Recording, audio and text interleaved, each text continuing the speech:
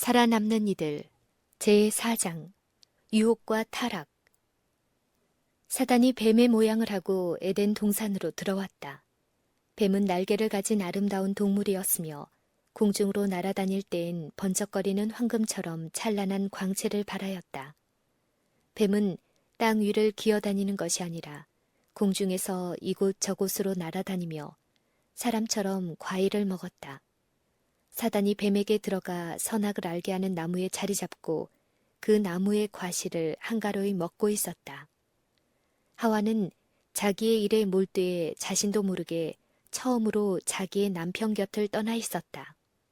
그가 남편과 떨어져 있다는 사실을 깨닫자 혹 위험을 당하지는 않을까 걱정했으나 그는 남편 곁에 가까이 있지 않을지라도 자신은 안전하다고 생각하였다. 그는 악이 엄습해 올지라도 그것을 식별하고 대항할 지혜와 힘을 가졌다고 생각했다. 천사들은 그에게 그렇게 하지 말라고 이미 경고했다. 하와는 감탄과 호기심을 가지고 금단의 나무 열매를 주목하고 있었다.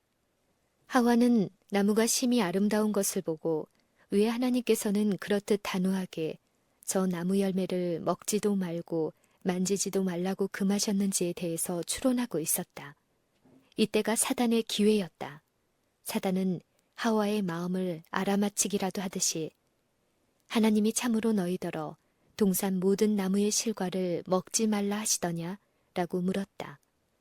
부드럽고 듣기 좋은 말씨, 음악적인 음성으로 의아하게 생각하는 하와에게 속삭였다.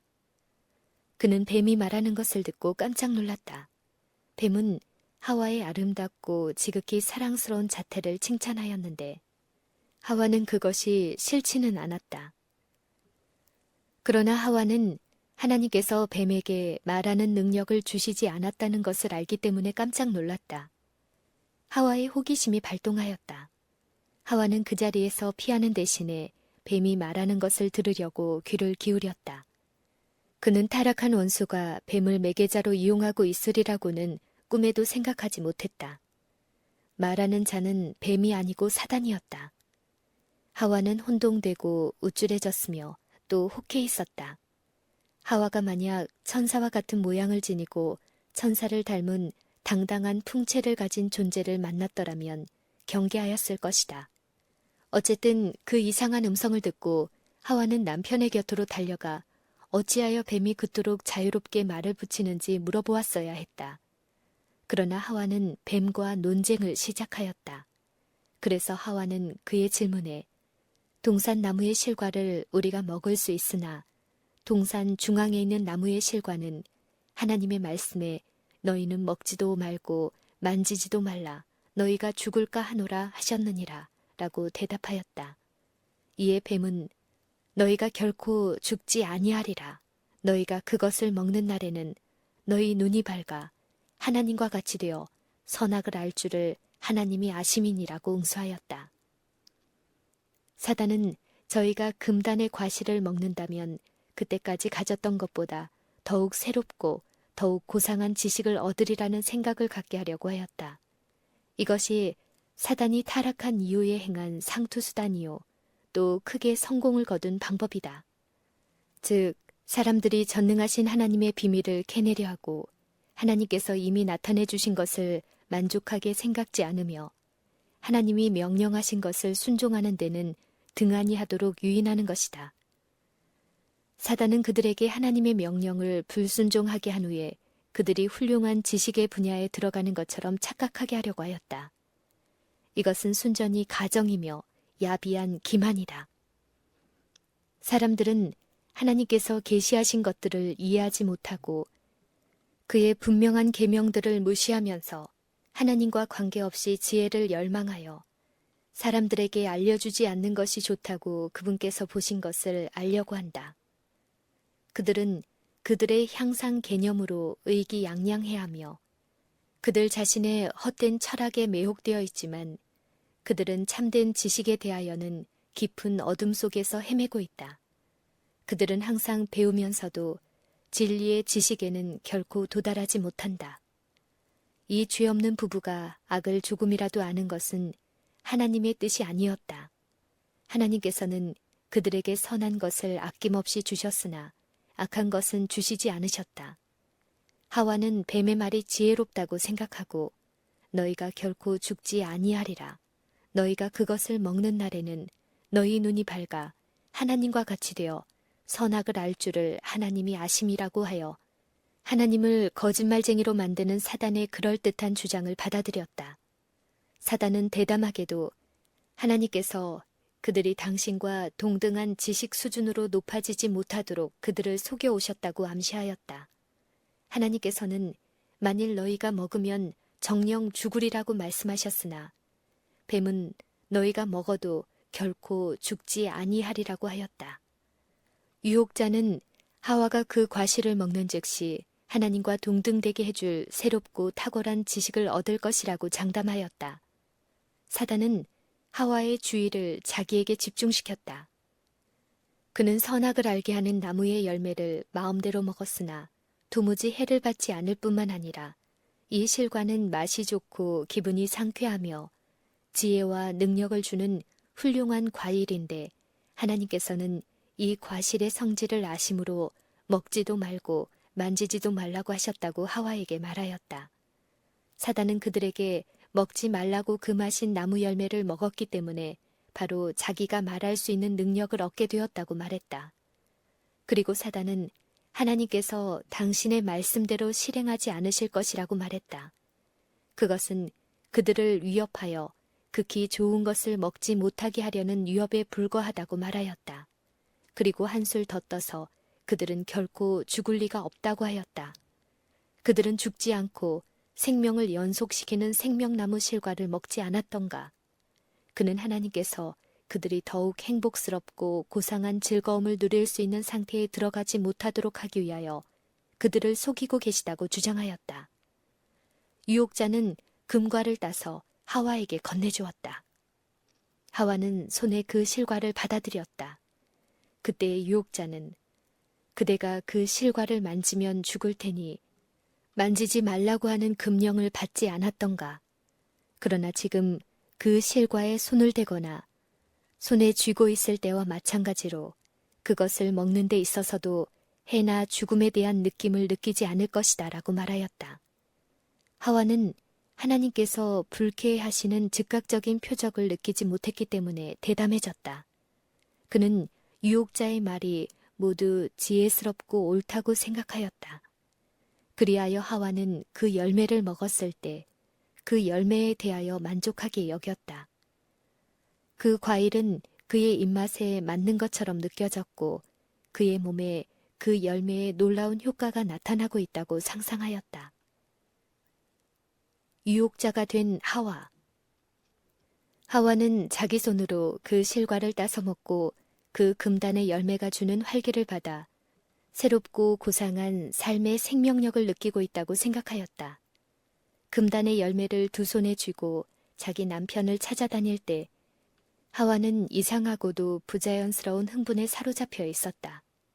하와는 남편에게 그 뱀이 말한 지혜로운 이야기를 전하고 즉시 선악을 알게 하는 나무로 남편을 인도하기를 원했다.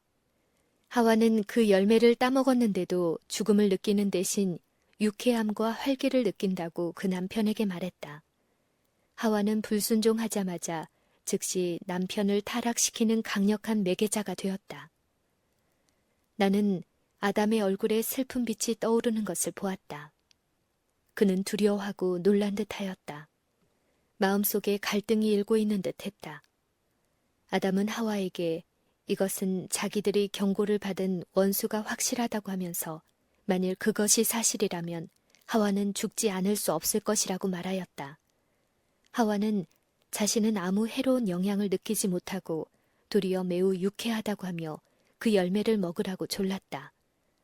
아담은 자기의 배우자가 그들의 충성과 사랑의 시금석으로 그들에게 과해진 유일한 금지 사항을 범한 줄을 알게 되었다. 하와는 뱀이 너희가 결코 죽지 않으리라고 말했다고 하면서 자기는 하나님의 진노하시는 아무런 징후도 느끼지 않을 뿐더러 도리어 천사들이나 느낄 것 같은 그런 유쾌함을 느끼게 된 것을 보면 뱀의 말이 참말이 아니냐고 따졌다. 아담은 하와가 자기 곁에서 떠났던 것을 후회했으나 이미 엎질러진 물이었다. 아담은 지금껏 그가 교제하기를 좋아했던 그녀와 헤어지지 않으면 안 되었다. 어떻게 이렇게 할 수 있단 말인가. 하와에 대한 아담의 사랑은 뜨거웠다. 아담은 깊은 실망 가운데서 하와와 운명을 같이 하기로 결심하였다. 아담은 자기의 일부분인 하와가 죽어야 한다면 자기도 그와 함께 죽어야겠다고 생각하였다. 왜냐하면 자기가 하와와 헤어진다는 생각은 견딜 수 없는 것이었기 때문이었다. 그는 자비하시고 은혜로우신 창조주에 대한 믿음이 부족하였다. 자기를 흙을 가지고 생명 있는 아름다운 모양으로 지으셨을 뿐만 아니라 하와를 지으셔서 그의 배필이 되게 하신 하나님께서 능히 하와를 대신할 다른 여자를 주실 수 있다는 것을 생각지 못하였다. 결국 이 지혜로운 뱀의 말이 옳을 수도 있지 않을까. 자기 앞에 있는 하와는 불순종을 저지르는 전과 마찬가지로 사랑스럽고 아름다우며 외형상 아무런 죄도 없는 것 같았다. 하와가 불순종하기 전보다 더 크고 더 열렬한 사랑을 표현할 때 그 과일을 먹은 영양 때문인 것처럼 보였다. 아담은 하와에게 아무런 죽음의 징후도 볼 수 없었다. 하와가 과일을 먹던 행복한 체험을 말하고 그에 대한 지극한 사랑을 호소할 때 아담은 그 결과야 어떻게 되든지 열매를 먹기로 결심했다. 그는 열매를 붙잡고 급하게 먹었다. 하와처럼 그도 열매의 해로운 결과를 즉시 느끼지는 못했다. 하와는 자기가 선과 악을 능히 판단할 수 있다고 생각했다. 좀 더 높은 지식의 경지에 들어가려는 오만한 열망은 하와로 하여금 뱀이 그녀의 복지에 크게 관심을 가진 특별한 친구라고 생각하게 만들었다. 하와가 만일 자기 남편을 찾아가 함께 저희의 창조주께 뱀이 말한 이야기를 전하였던들 그들은 즉시 사단의 교활한 유혹에서 건짐을 받았을 것이다. 주께서는 그들이 지식의 나무의 열매에 대해 조사하기를 원하지 않으셨을 것이다. 이는 그렇게 한다면 변장한 사단의 유혹에 노출될 것이기 때문이었다. 하나님께서는 아담과 하와가 열매를 만지지 않는다면 완전히 안전하리라는 것을 아셨다. 사람이 가진 선택의 자유. 하나님께서는 우리 시조에게 선악을 알게 하는 나무에 대하여 가르쳐 주셨고 또 그들은 사단이 타락한 사실과 그의 말에 귀를 기울이는 것이 위험하다는 것에 대해서 잘 들어 알고 있었다. 그러나 하나님께서는 그들이 금단의 열매를 먹을 수 있는 능력을 빼앗지 않으셨다. 하나님께서는 그들이 그분의 말씀을 믿고 그분의 계명을 순종하여 살든지 아니면 유혹자를 믿고 하나님을 불순종하여 멸망을 당하든지 간에 자유로 선택할 수 있는 도덕적 존재로 두셨다. 그들이 함께 그 열매를 먹은 후 저희가 얻은 큰 지혜란 죄에 대한 지식과 죄책감이었다.